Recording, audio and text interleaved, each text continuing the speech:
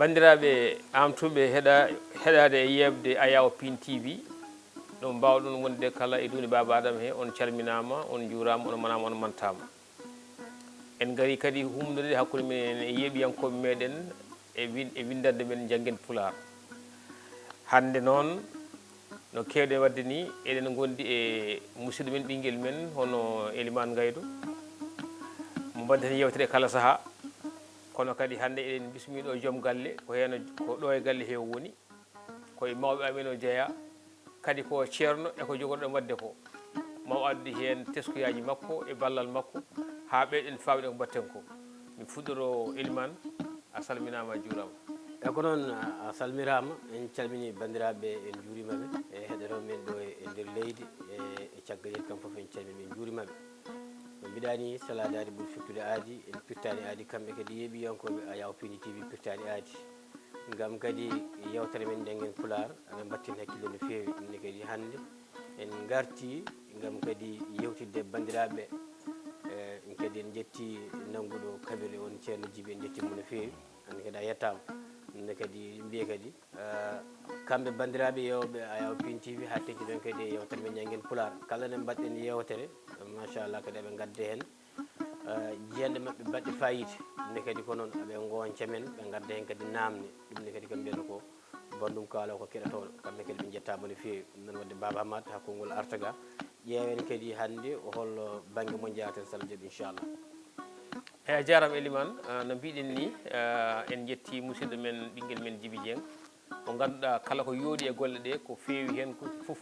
ko kanko woni caggal muɗum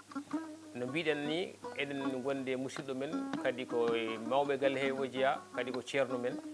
hono El Hadj Malick Oumar Ly mawo salmin bandiraɓeɓe o ari kadi wallidde ɗe ko mbatten ko e windande men Njanngen Pulaar nde wonno ko karlato on toon fannu ɗum noon Malick Oumar Ly min calmini juurimama noon tigui seydi Thiam mi salmini dendagal heeɗiyankoɓe walla yeeɓiyankoɓe Piindi TV wonɓe nder leydi Sénégal e caggal leydi kala jettama ɓe juurama ɓe jarnama no fewi en jetti sababuji ɗi o yettade sababu yettata Allah guila e sababu joɗade en ɗo yerde nde ko time men ɗo ko e karalle ɗe ɗo foof ha e ardiɓe galle ɓe Abou Samba Diop beltanima kadi ne bandiraɓe ganduɗa ɓe kala e saaha e émission ngaji kewɗi walla jewte kewɗe jawtoje Piindi TV bandiraɓe en ketto ɗum ne dufta hen walla ne mbaɗa hen commentaire uji ɗi ganduɗa ɗi ina wawi ɓuccude ko heewi e golleji ko watte ɗo ko mi wima ba e bismago ma e ɗo e windande walla bindande ɗe kewɗa wadde to banggue Njanngen Pulaar e yewtere nde ganduɗa nde no himmi no fewi bandiraɓe mbatta hen hakkille nde wonno ko gando haalata ɗum ɗon noon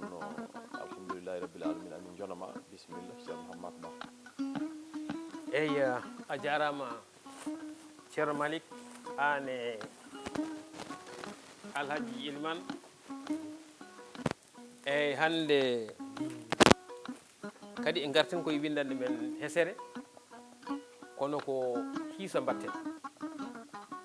hiiso o noon hande gadden ko ɓitu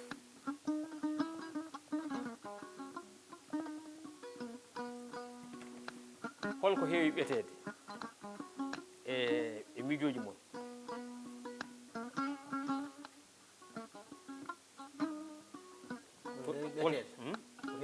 eyyi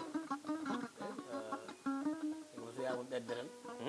soyama ɓedde yewre mbaɗa hunde walla ɗum no timmi walla timmani eyyi wayno gawri eyyi gawri mataw ko ɓeetu teddedi ceerno ɓeetu teddedi wona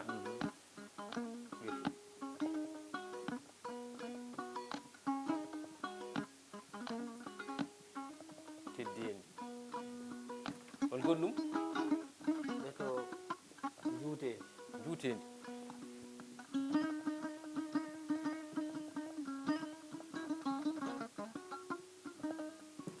eyyi ɓeeto waktu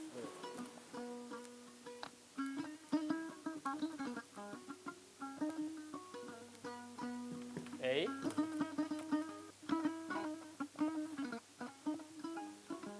ceerno ko ɓeydata en hen ɓeyda hen ɓetuji ɗi no wodi ko no mbiɗa ni ceerno Amat kala ko ɓetete walla ko jiɗɗa andude to banggue keewal mum to banggue pamɗugol mum to banggue misre mum woni teddeni ko mbiɗɗa ko dow walla tawi koko juuti walla koko raɓɓi ɗum fof mbiyen juuten tan e jaajede ko gam andude holno tolno mum ɗum woni ko ɓetete ko e sifa kuuɓa heddi noon ko aɗa wawi yaltinde hen ni no jaltinɗa ni saabu sen mbi eddaji ko ɓetete ko ne heewi ene mbawi ɓerde hen ko gawri nan ɗon koko ɓerte kala kono huutere e maaro nan ɗon koko ɓerte diwlin nan ɗon koko ɓerte heddi noon ko holto serti ɗum kadi kone gas wonde mata ko sifa haali ɓetu diwlin eyyi wadde mbiyen ɗum ɓetu ndeelam to banggue ndeelam ɗum ɗon koko ɓette ha neɗɗo o anda holno ɗum foti ɓetu ndeelam eyyi ɗo kam enen gandi ha ɗo eyyi to banggue nisre nde to banggue juuten ndi walla jaajen ndi e to banggue ndeelam ɗam heddi noon ko hol sifa ndeelam kadi ɗum fof kadi koye fannuji mum ma artu hen mbeɗa andi tawde en tant que jangguinowo ha ɓeyden famde tigui rigui eyyi so tawi remoɓe ɓe so dañi guesse ina jiiɗi wadde hen engrais guessa ba est ce que ko juutedi ɗum e jaajin ko juutedi walla jaajin ɓettete walla nden o kadi foti fotani ɓetede ha nden foti mbeɗa wawi jaabade ha en kalmi ko guessa so mbi guessa tawi ko joni ko joli ko tawi ko toon paatuɗen to banggue ko remete tengti noon eko hooɗi en ko joni to banggue ndemaji kiisi walla ko nandi hen ko ɓuuri hen hewde ɓe kutorto ko andude baldi leydi ndi superficie o baldi mataw no wawi wiyede wertu wona wertu ne wawi wende kadi wertu ha paamen tawde ko guessa gonɗen haalde ɓeydi wertu sa hutorima ɗum a andi guessa ba fof ko foti ɓetede saabu sa wi so wiyama hectare tan wonko tagui ɗum wiyede hectare haade yettoyade hectare ni ko wiyete ko arde ko ɗon heewi fuɗɗorade ene anda holko woni arde ɗon fuɗɗoto noon hande yettoyiɗo haayi fof ɗum woni wertogo joni noon fala budde ganda so tawi ka ndemowo beele ko holno joguiɗa no foti aruji joguiɗa sa rokki yeru joni o jogui ko 0,20 walla 0,40 walla 0,50 walla 0,60 walla 0,70 ça dépend e ko joguiɗa ko saabu ko ɓeetu ngu tagatma andude ɗum kadi wonko wallatma to banggue kutorogol leydi ndi ha mbawa andude holko foti yaade leydi ndi moƴƴa mi daro ɗon tan tawde gonɗen koye haalde taw to banggue ɓeetu ngu ok joni en gandi guessa meɗen juutiɗo mi jaajo mi en gandi wertogo ko hectare ko 0,50 walla honandi hen joni noon sa yiiɗi sodde engrais o walla so tawi ko gasoil walla ko nandi hen bidon ngaji ɗi walla barile ɗe nder o sa yiiɗi ɓeddu ɗum hono ngol ɓeto hono wiyete amma hakki yeru mo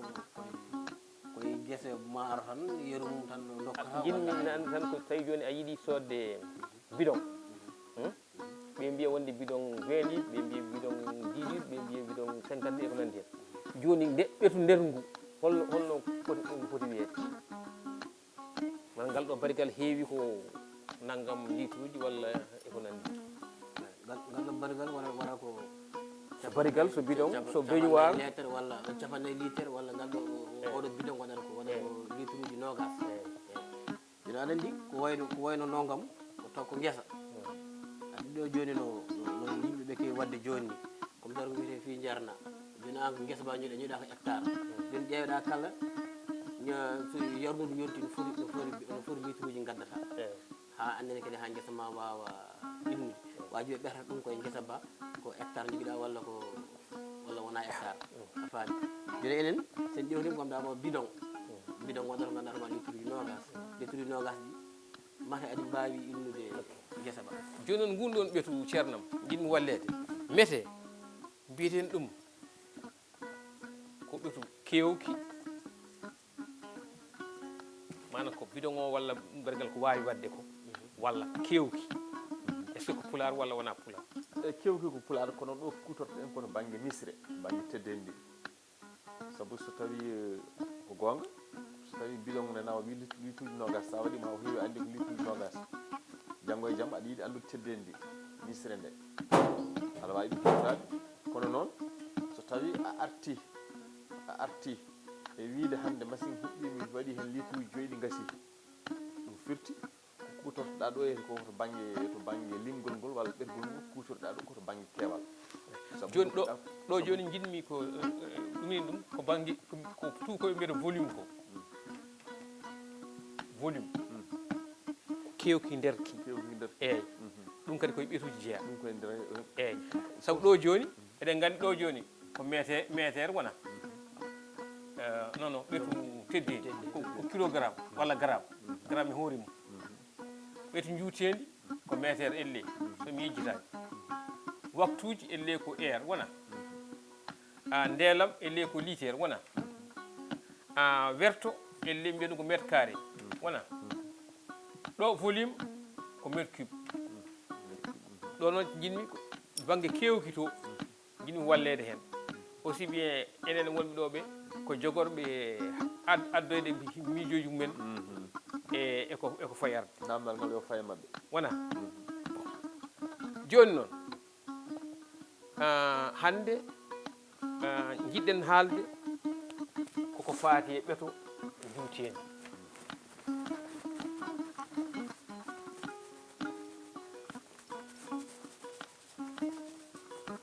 ɓeeto juutedi ɗum jiɗɗen arde hande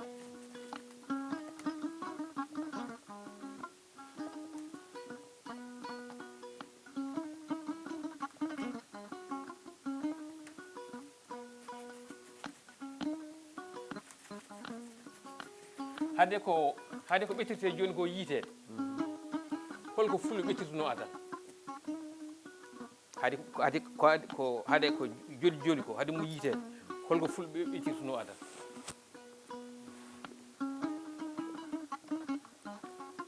inde ko gandumi hen tagi koto banggue juutendi walla ko ɗum kalten aɓe metortono juuɗe mabɓe juuɗe yiide dira hade dira ne waɗi ko ɓuuri famɗude dira sibre dira wona ina wiyeteno dira wona ko ni ummade folon eyyi faade ga faade feɗeɗi ɗum ko dira holgol ɗum eɗe kutortono ko wiyete ko sibre ɗum ɓuuri famɗude e dira sibre holgol ɗum aɓe kutortono ko wiyete ko taaɓe ɗum ɓe jeeya koye gueɗe ɗe ganduɗa ɗe limde koɗe banggue juutendi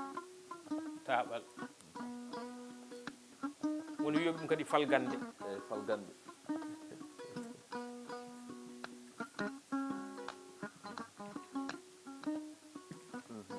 mbeɗa andi hen ha ɗo bisimilla ceerno mawɗo ngam ko mawɓe metituno taw ko ɓe batte kamɓe metituno ko ganduɗen kam ganduɗa horma ko wiyete namata taaɓe joom taaɓo eyyi woni taaɓe ɗe kalama taaɓal walla falgande ɗon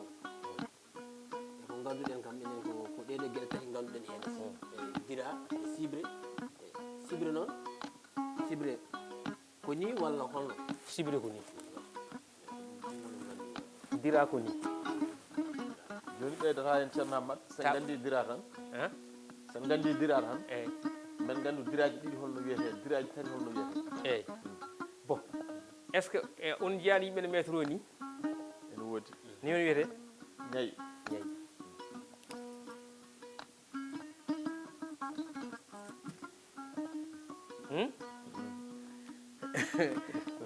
ina jogui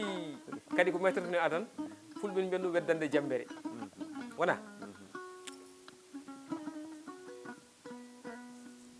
weddande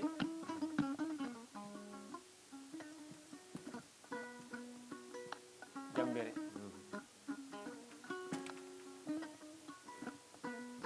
fulɓe ne méttortono adan ko wiyete kalasal onon gandi kalasal kay eyyi ko seŋete e mbangu walla dengere eyyi kalasal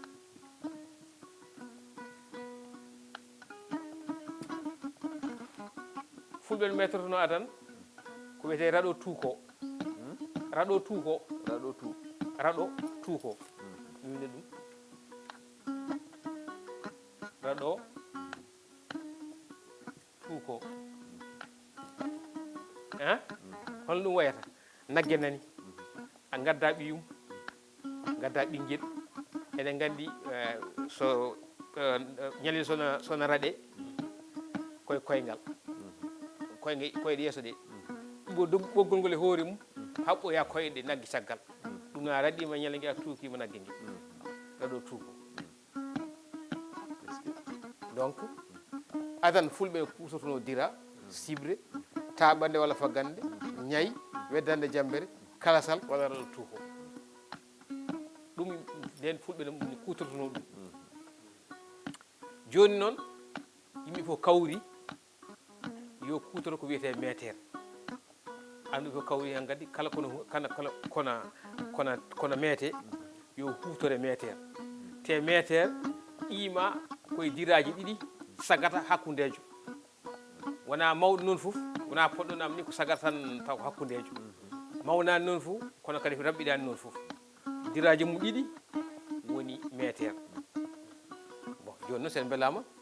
mbiyen métaire o joni sen mbaɗimo ni métaire sa yi mbaɗa gon métaire ni nde windirte ko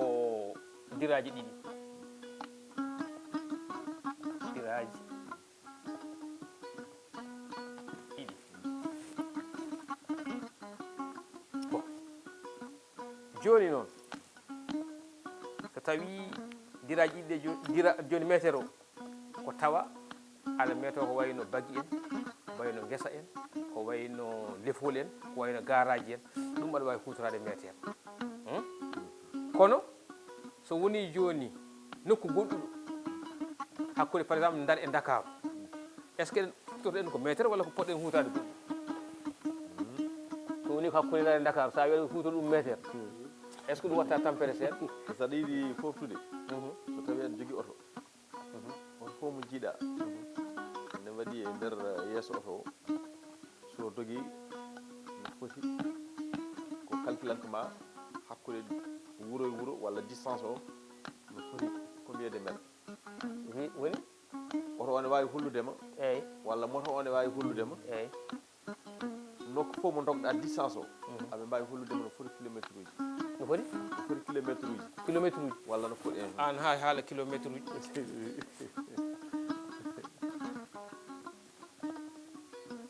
kilométre wadde somi faami ceerno mawɗo somi faami joni hakkude Ndar e Dakaru en mbawa hutorade ɗum métaire enen mbawi hutorade ngal ɗo métre gal biyete ngal kilométre kono sa ƴeewi yimɓe fof gandi kilo ɗum ko kilo ɗum ko métaire kala ɗo jiiɗa kilo qiima mum ko ujunere wona wadde so wiyama kilométaire walla kilométre sen mbela mbiyen noon kilométre wadde ko ujunere métre walla métaire no jiɗɗon fof mbiya so métaire kala ɗo jiiɗa kilométre ko ujunere métaire wadde kilo goto métre ko ujunere métaire wadde ɗum ɗo joni saɗa yiiɗi metade hakkude Ndar e Dakaru kilométre hutortoɗa joni noon mboɗa andi hojomaji min natti heddade ko heewi so Allah jaaɓi mbawi garu e alluwal ngal ina holla en métaire e peccanɗi mum e métaire e cowanɗi mum so Allah jaaɓi bindani men paaɗe garane e alluwal ngal ina holla en peccanɗe métaire e cowanɗe métaire so genno ko ñaawi inchallah joni noon ka neɗɗo windande men hannde jaafoɗon mbayen ɗon koreji ɗi ha saaha goɗɗo inchallah noon tigi a weltanama ceerno Hammadou Ali Thiam windande no famɗiri foof ne jogui nafoore saabu sohla heɗere tan ko yo waɗ ñamri janggoɓeɓe walla jangguinteɓeɓe walla heɗotoɓe ɓe yiɗ famde ɓe so paami tan moƴƴi ɗum waɗi noon indande to banggue ɓeetu nde ganduɗa nde mbaɗo no yamni wonko hocci hen no fotiri foof on saaha so tawi windandema artoyi kadi ma wonko meeɗa hen to banggue no mbirɗa ni to banggue cowgol ngol walla e cowanɗe mum to banggue kilométre ko woni hen ko ene fayida ko foti hen kadi jangguitede ɗum mi yettima no fewi e bismade ɗo ɗe ɗo fotiri foof jarama en calmini dendagal heeɗiyankoɓe nder leydi e caggal leydi ko noon a jarama Baba Ammar a jarama no fewi kadi ɗumɗo kadi ko hunde nde ganduɗa hoore ma ko wonde fayida no fewi men amen ɓe foof taw ko woni sukaɓe ganduɗa hoore ma kalirɗa ɗum ɗo ni sahaji aɗa ene ɓattoma taw aɗa ene woɗɗirma hunde ene ɓattoma taw ene woɗɗirma ɗum noon ɓattirtoma ha mbawa ɗum andude ko ma wayɓene moon daro kalana yimɓeɓe ganda hande hoto ko mettirgal gargal hande ngal hoto ngal arde ko ɗum ɗo woni ko mawɓe men mettirtuno ɗum ne kadi anna jarama ɗum ne kadi ko nder mawɗo koko ɓooyi wuurde ɗum ne kadi ko ɗum saabi kala kadi ko tawono siftori kadi wondi kadi bindol ɗum ne kadi ko hunde wadde fayida en jetti kadi Hasan Diallo no fewi sabu kanko yewtere men nde fof yewtere kanko hokku men ɗo windande fayre batte hiiso haali so ganduɗa hoore ma ujunnaji holno wiyete e ganduɗa hoore ma e Pulaar taw ko batte liñol a ari hen ne kadi jettimo no fewi kankone o wi en gaari en namdal makko ngal o jarama no fewi ne kadi enen foof eɗen mbiya hande kadi ko an jaara saabu nde namdal ngal namdade a faami ɗum garɗa hen kadi ne kadi en jettiɓe no fewi kamɓe foof bandiraɓe jafoɓe gacce haji eyyi on kala on jarama ono jetti sabuji ɗi sababu en arde ɗo en mbaɗa ɗeɗo bindanɗe ko lewlal pen Abou Samba Diop en jettima kanko e galleji makko